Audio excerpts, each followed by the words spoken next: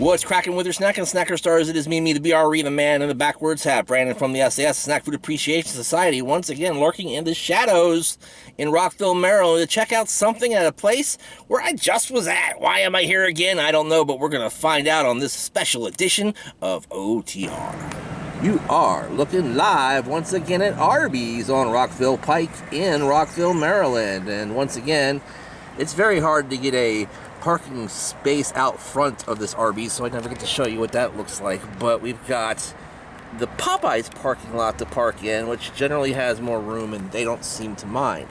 I'm back at Arby's again already after just about, 2 or 3 weeks or something like that, when I went for their Meattoberfest, and I got that braised beef sandwich that wasn't all that great. Well, what am I going to get today? And will it be any better? And once again, their specialty sandwiches get the treatment of being placed within the Meatcraft box. For some reason, the deli little indicator has been poked. I don't know what that means. I think this would be more like meats or LTO. This is actually an LTO. That should have been poked. It looks like it might have been poked slightly, but deli was poked most definitely. Anyway, let's get this thing open and show you what it looks like. Alright, gang, this one is called the Petite Filet. This is the garlic butter version, and what it has basically is little tiny slices of steak on there, hence Petite Filet, right? It's on a ciabatta bun. Let's see if we can't pull that off there carefully, show that to you there. It's got, looks like just about 2 or 3 small slices of the steak on here.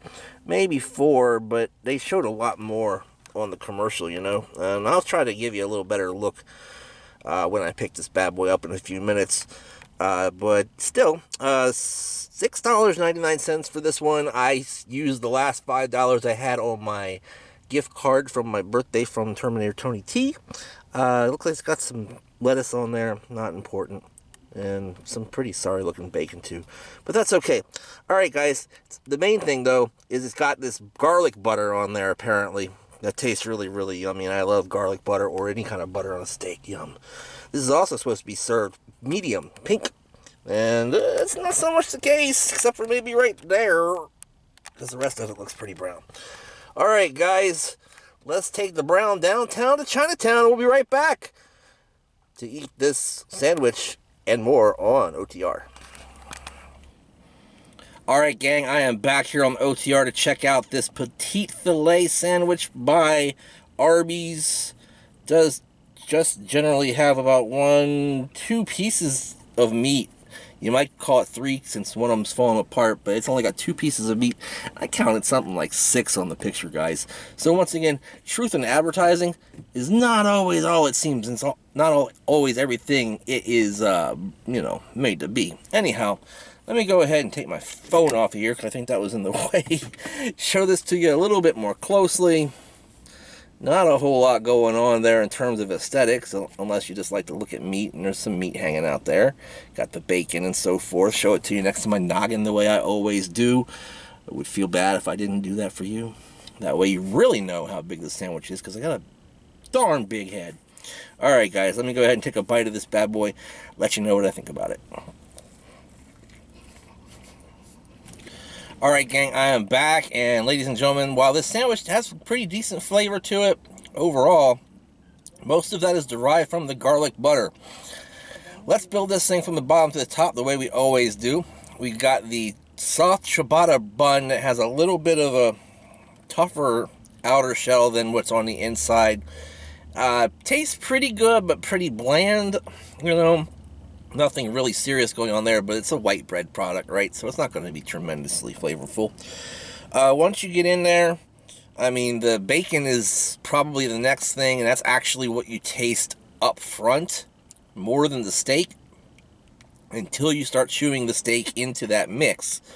The steak itself is nice and thickly cut, not very juicy, but not dry, and pretty tender, however, not very well seasoned. Again, the garlic butter is the main flavor component in this version of this sandwich. They have another version of this sandwich that has cheddar cheese, I believe, and bacon on it, and none of this garlic butter stuff. I decided to go ahead and try out the garlic butter one, because I figured it'd be a little different. And it is. It's pretty good. It's nothing to write home about. I'm going to go ahead and give this thing like a 2/3 of a thumbs up. It's all right. What do you think, guys? What do you think about Arby's and their $7 steak sandwich? I've always had, prejudice sort of against Arby's steak because I've had it in the past and it's not all that great generally. It usually just ends up tasting more like roast beef, like everything else in their place does. And quite honestly, when I go to Arby's, I generally go there for roast beef, which brings up the interesting point. Did you know that Arby's, it could be construed in a couple of different ways as to why it was named that? Did you know that the Raffle brothers founded Arby's, and that if you take the letters R and B from Raffle brothers, and spell it out, it's Arby's, right? Arby's.